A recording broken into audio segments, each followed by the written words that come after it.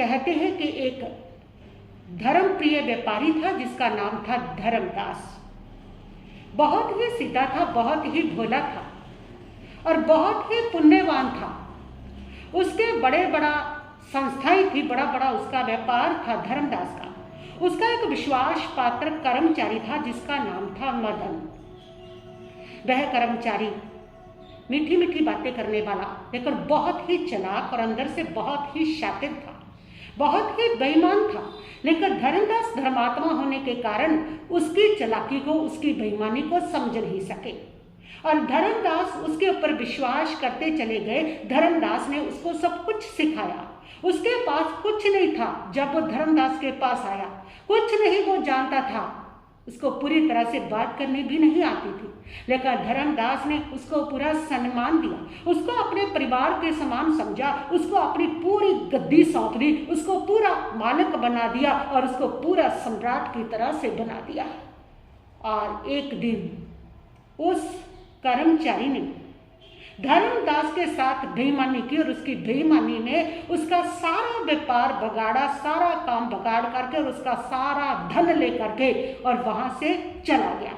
जब धर्मदास ने अपने बही खाते देखे, अपना हिसाब किताब देखा और देखा किस प्रकार उसने बेईमानी करके, किस प्रकार उसका सारा धन उड़ा करके वो ले गया, तो उसका दिल टूट जाता है, उसका मन बिखर जाता है, क्योंकि उसका विश्वास टूटा था। पैसा तो गया सो गया। सबसे बड़ा दुख था उसको कि जिसको परिवार की तरह से समझा था, जिसको इतना ऊपर उठाया था, जिसके पास कुछ नहीं था उसको सब कुछ दिया था और जिसका इतना सम्मान किया था, उसी व्यक्ति ने उसको धोखा दिया है। उस व्यक्ति ने उसके साथ छल किया है, उसका विश्वास टूट जाता है और लोग उसके पास आते हैं, लोग कहते हैं तुम उसको श्राप दो। वो धर्मदास कहता है कि मैं उसको कोई श्राप नहीं दूंगा। लोगों ने उसको कहा नहीं नहीं आप उसको बद्दुआ दीजिए। धर्मदास ने कहा मैं बद्दुआ नहीं दूंगा, क्योंकि कर्म की बद्दुआ इतनी भयंकर होगी जब इसको मिलेगी कि इसको कहीं जगह भी नहीं मिल पाएगी। जो कर्म बद्दुआ देगा उससे बढ़ करके किसी की बद्दुआ नहीं हुआ करती है। कर्मों के दरबार में सबका न्याय हुआ करता है और ये न्याय तुम अपनी आंखों से देखोगे। और कुछ ही समय के बाद, कुछ ही वर्षों के बाद एक दिन वही मदन गलियों में अकेला, रोगों से पीड़ित, जगह जगह से अपमानित, दुखी, सारे संबंधियों से बिल्कुल अलग, बहुत सारे संबंधी तो उसके सामने ही उसके चले गए थे और बुरी हालत में वो भीख मंगों की तरह से धर्मदास व्यापारी को मिला। धर्मदास व्यापारी ने उसकी इस हालत को देखा तो उनकी आंखें भर आई।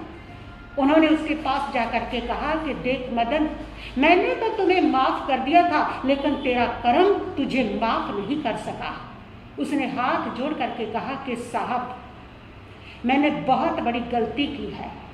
मैं उस गलती को आज महसूस करता हूँ। तब तो मैं समझता था कि मैं बड़ा समझदार हूँ, अरे यहाँ से सब चुरा चुरा करके मैंने तो अपना सब कुछ बना लिया, घर बना लिया, बच्चों को सेट कर दिया, सब कुछ मैंने अपना बना लिया। लेकिन आज मुझे पता चला कि जो मैंने दूसरों के साथ छल किया था, जो आपके साथ छल किया था, वो वास्तव में आपके साथ नहीं, मैंने खुद को धोखा दिया था। उसी के कारण मैं इस परिणाम पर पहुँच गया हूँ। इसलिए परमात्मा प्रभु महावीर कहते हैं कर्म लौट करके आते हैं। जैसा दुख आपने दिया है वो दुख कई गुना होकर के आपके पास लौटता है, आपके पास पहुंचता है।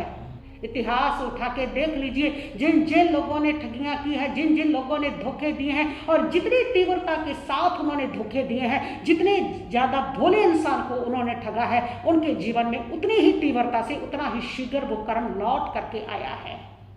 किसी होशियार को, किसी बेईमान को ठगने वाले का थोड़ा लेट हो सकता है कर्म, लेकिन किसी भोले इंसान को ठग लेना, किसी भोले के साथ छल करना, ये बहुत बड़ा पाप है। और ये पाप इतने भयंकर रूप में सामने आता है कि आप सोच भी नहीं सकते। इसलिए जीवन में कभी ऐसा मत करना। किसी भोले इंसान को, किसी धर्मात्मा को, किसी धर्मादे को कभी मत खाना, कभी मत छेड़ना।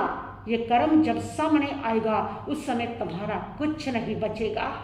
तुम्हारा सब कुछ तुम्हारी आंखों के सामने हवा की पत्तों की तरह से उड़ता हुआ मिलेगा।